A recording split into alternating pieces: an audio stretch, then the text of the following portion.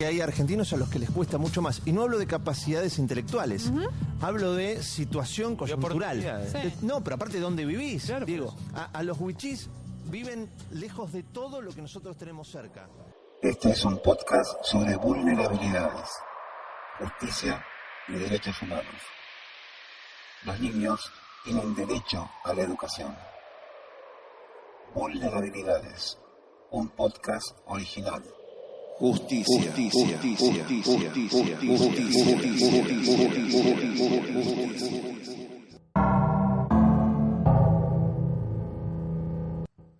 Toda persona es un sujeto de derecho, pero ¿todas las personas acceden a derechos?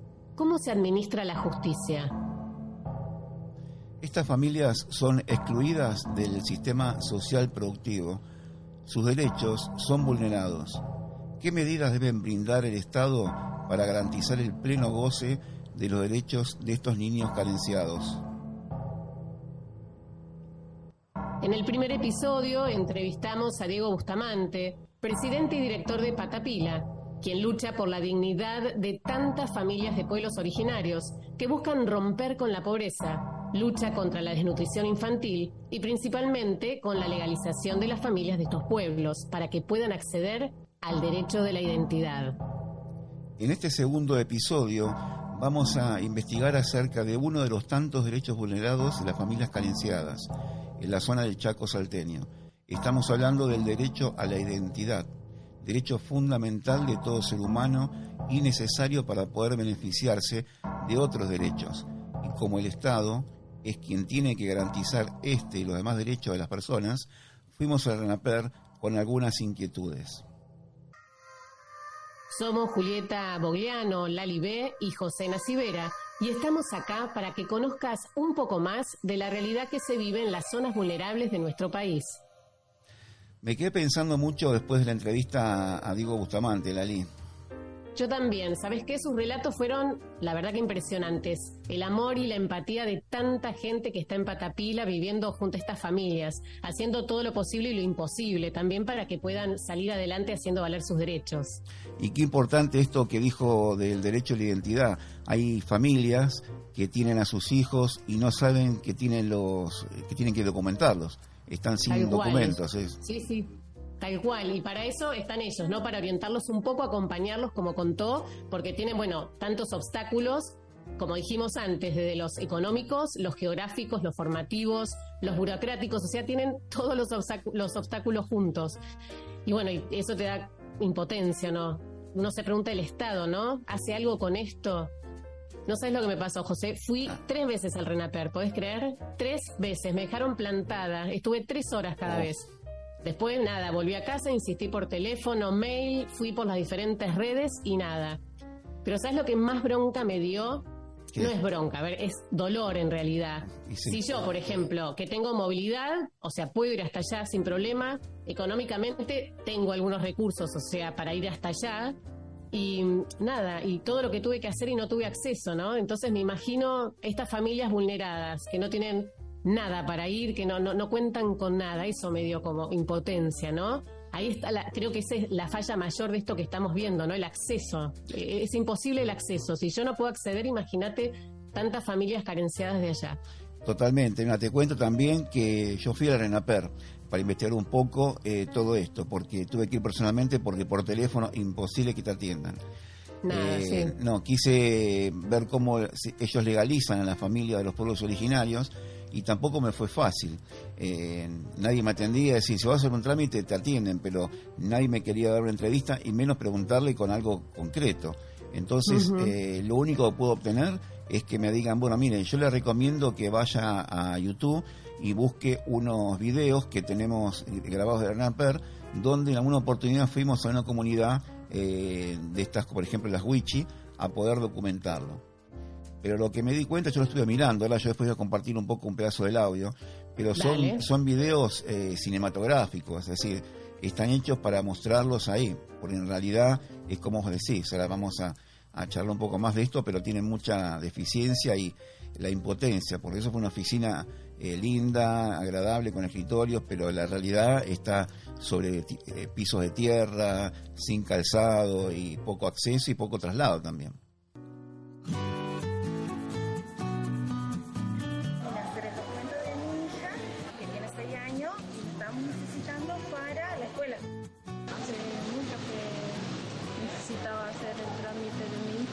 Cumplieron con todas las normas de seguridad con respecto al COVID. Nos atendieron muy bien.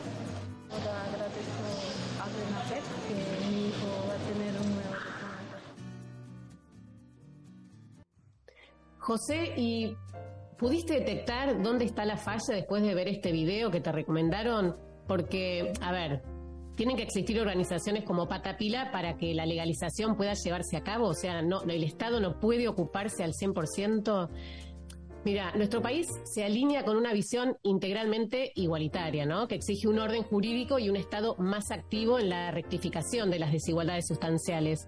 De hecho, en el artículo, creo que era el 16, ¿puede ser? Sí, creo que era el artículo 16 de la Constitución, se dispone que todas las personas deben gozar de las mismas oportunidades y que deben ser tratadas iguales ante la ley, pero bueno, algunos sectores sociales tienen problemas para acceder a la institución judicial, ¿no? Obviamente, como estamos viendo en este caso.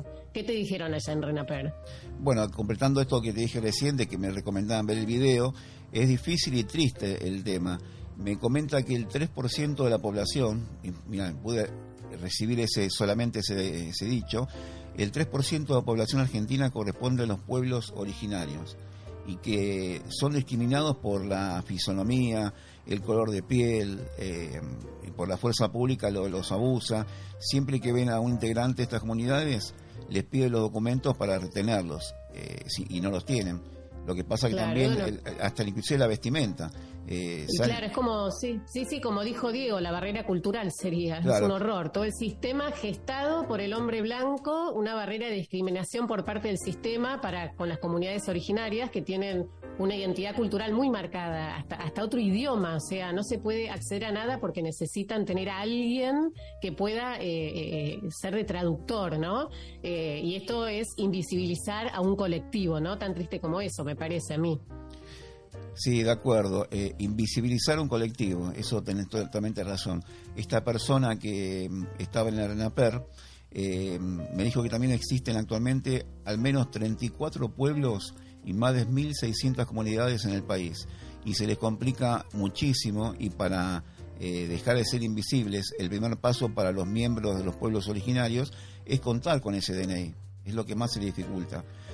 Para estos trámites en el RENAPER necesitan primero interlocutores bilingües, después movilidad, accesibilidad, después el manejo de la información, a la comunicación, y ni que hablar que a veces le exigen hasta trámites por internet. Hágalo por internet, dice. ¿Y cómo esta gente que no tiene ni luz, cómo van a acceder?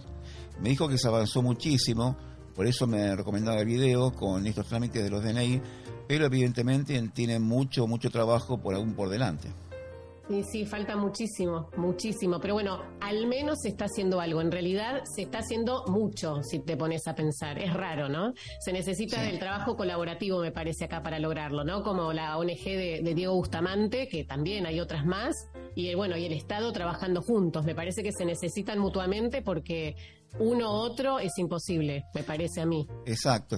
Me contó también que durante 2019 el INAE acompañó al RENAPER a la entrega de más de 1.000 DNI a miembros de estas comunidades. ¿Te imaginas que fue un video grabado, un acto protocolar, y eso quedó todo registrado en estos videos que me recomendaron?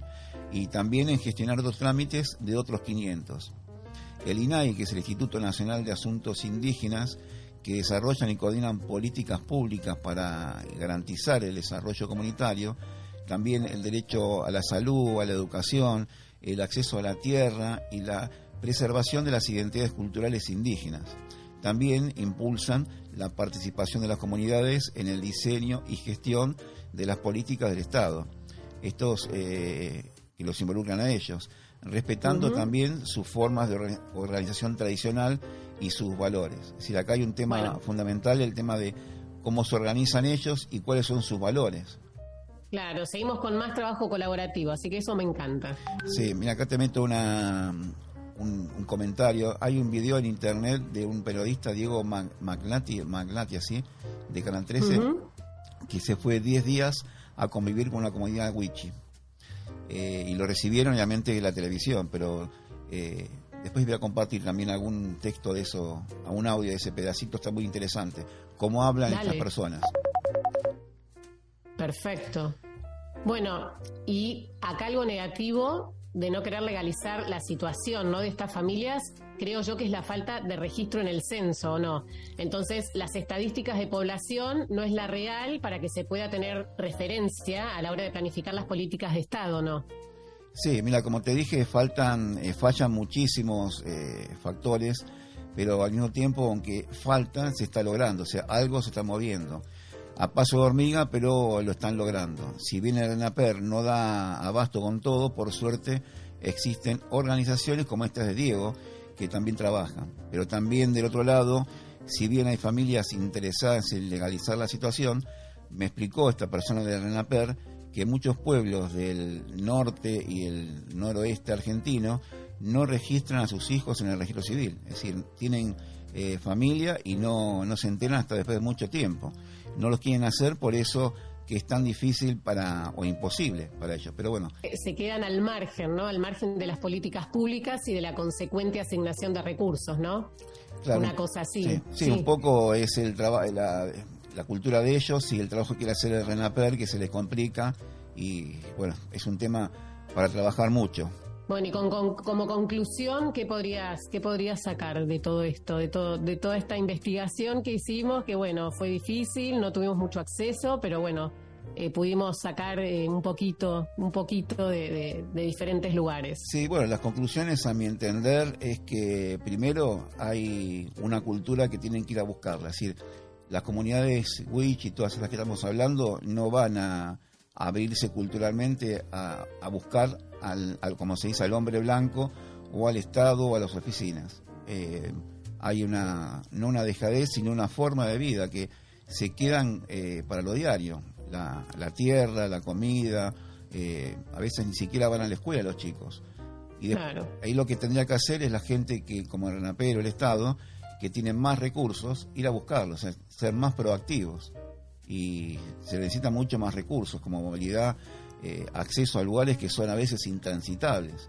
Ahí veía yo camionetas del RENAPER que son grandes, pero no son 4x4, y se les hace imposible acceder a esos lugares. Así que ya ahí hay una necesidad del mismo RENAPER que tienen que tener vehículos que puedan acceder a lugares que tienen que pasar por agua, ríos y todo eso, y la gente no accede a eso. Perdón, como primera conclusión, entonces podríamos decir que la falta de documentos de identidad puede ser una barrera significativa, obviamente, para el acceso a los servicios y derechos básicos de las familias carenciadas del Chaco salteño, ¿no? Sin documentos de identidad, estas familias pueden tener dificultades para que, como decías vos, acceder al servicio de salud, de educación, vivienda, y así como para ejercer su derecho al voto, ¿no? Qué importante, y a la ciudadanía. Sí. Ahí el último, el derecho al voto, a veces viajan cuando es ese momento, buscar el voto. Lamentablemente, después del resto del tiempo no hay nada. Pero el derecho a la identidad en el tema de la documentación es imprescindible, tanto para acceder a la justicia. Es decir, si quieren hacerse atender en un hospital público, no lo pueden registrar porque no tienen documentos. Entonces, claro, pueden llegar con un accidente, por alguna situación desagradable, pero cuando tienen que saber quiénes son, no tienen nada. Y se les complica, los atienden también, pero se les complica registrar ese ser humano, esa persona que llegó ahí y no tienen documentación. Por eso el primer paso es la documentación, identificarlos, y eso es identidad, darle la identidad a todos. Y de ahí vienen un montón de situaciones, el tema de cómo se perciben ellos, también la perspectiva de género, porque no sabemos mucho. Charlando con la gente para poder dar los documentos, de pronto podemos entender que ahí hay personas que pueden no sentirse como los estamos viendo, tanto hombre como mujer, y no se escucha en ese sentido. O sea que la perspectiva de género también tiene que estar incluida, no solamente en la búsqueda de las personas, sino también escucharlos y preguntarles estas cosas. Pero hay que estar adentro. Totalmente. Hay que estar adentro. Por eso lo que hace Diego es valiosísimo y tiene mucha información que puede transmitir este tipo de inquietudes.